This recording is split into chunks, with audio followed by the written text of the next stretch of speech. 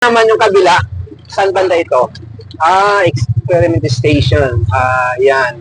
This way to Southern Height Reclamation Area Park. So, dito tayo. So, entering sa papunta ng Remso. So, ito yung yung kanilang guardhouse.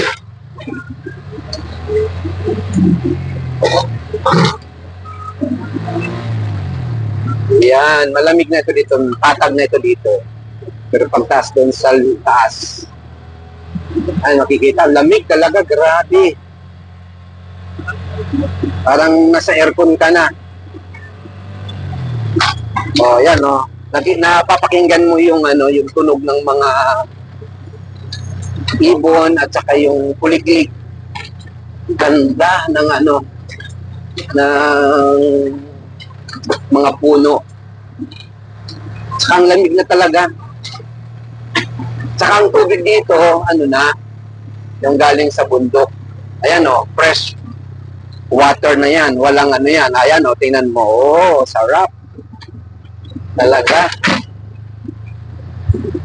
So, mga ka-viewers, okay, medyo malayo pa po yung Maria Cristina Falls. At nandito pa lang tayo sa kumbaga 1/4 pa lang ito. So, nasa taas na tayo ng bundok, sa kalagitnaan ng bundok. At yan, ang bundok ko tingnan mo, mga kahoy talagang virgin forest na talaga. At kailangan ma-preserve talaga to at hindi putulin yung mga kahoy para yung sa baba hindi magkaroon ng flashlight.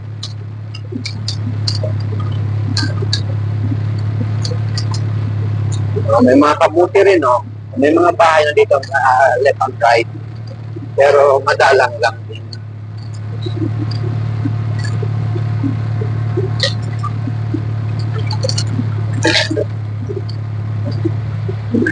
Yan po yung puno ng saging na wild. Kapag namunga yan, yung buto niya ay meron palang buto niyan. Unlike sa mga saging, wala. Pero iyan, meron. Pero masarap din yan. Actually, yan ang kinakain ng mga unggoy. Meron na rin dito unggoy.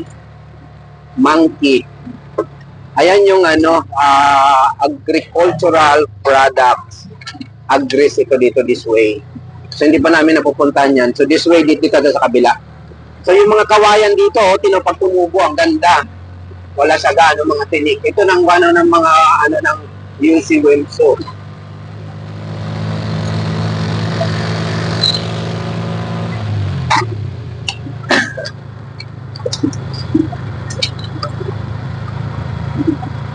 Ayan po, makikita po ninyo yung ganda ng, mga puno, halaman na hindi pa niyo nakikita. Dito lang ito sa amin, sa Zamboanga City. Ayan tingnan mo. Iba-ibang klase ng puno na yan. Bawal putulin yan kasi magkakaroon ng problema kapag pinutol nyo yan dahil dito hindi pwede nyo putulin kasi yan yung mga harang-harang naka-preserve yan. Ayan maganda. So, yung kalsada dito talaga cement na. Ayan. Napakaganda ng lugar. Virgin forest talaga. Saka dito, mostly ang mga pupunta dito, may mga sasakyan din at saka private. Dito yung mga habal-habal.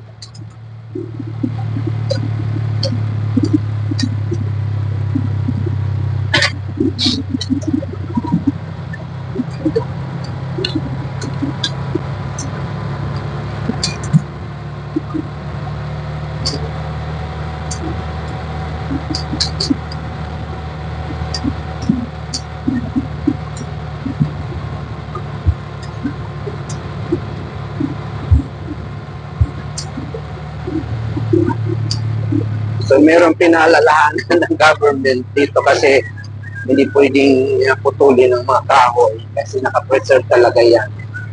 So, hindi po natin putulin natin yan. Mahirap na.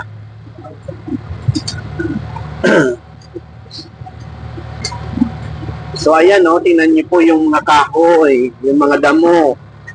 Talagang dito lang ito, makikita ninyo sa taas ng bundok. Ayan. Marami ng mga iba-ibang klase ng kahoy, damo, halaman na hindi pa ninyo nakikita sa talambuhay ninyo. Dito lang to, only the Philippines.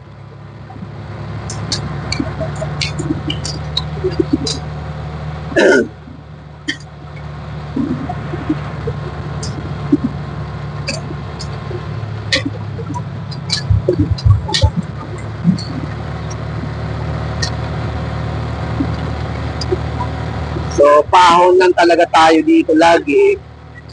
Pero hindi na ito masyadong matarik yung ating dadaanan. Ganito lang siya.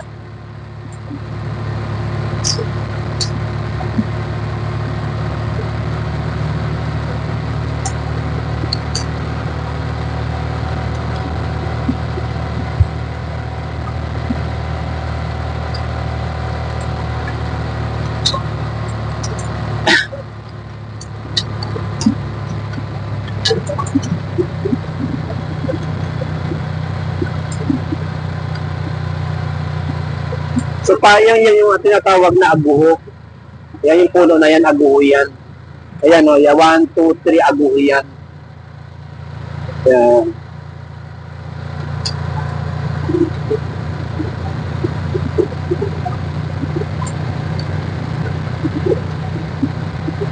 Dito rin ay marami din kumukuha ng mga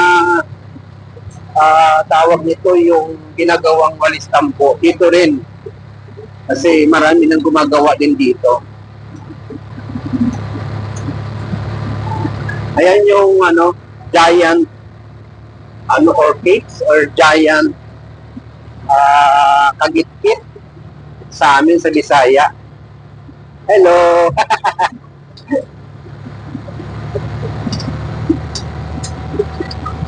So by by area. Kaya makikita, mapapakinggan nyo yung tunog ng mga kulinglig. Ayan, yung bili tayo mamaya, no? Ng walis tambo mamaya, babalik kami.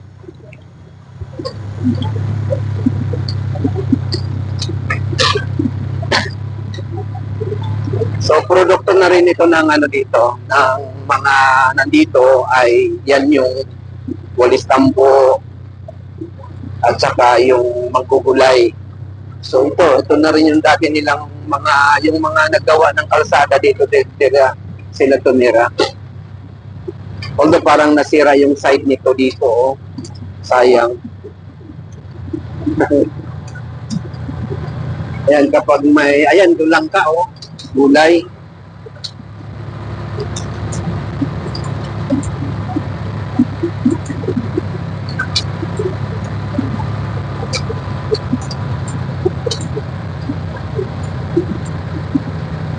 Covered na talaga yung kalsada ng ng buong kakahuyan.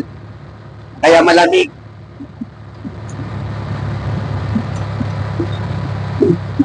Ito, naman ito ng Wenso. So, meron talagang mga dapat ipagbabawal.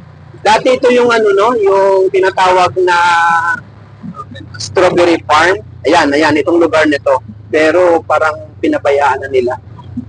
Hindi na nila inulit-ulit. Sayang. Yan yung strawberry farm. Okay. Ginagawa na pala ito ditong lugar sa site. Maganda kasi hindi pwedeng pabayaan.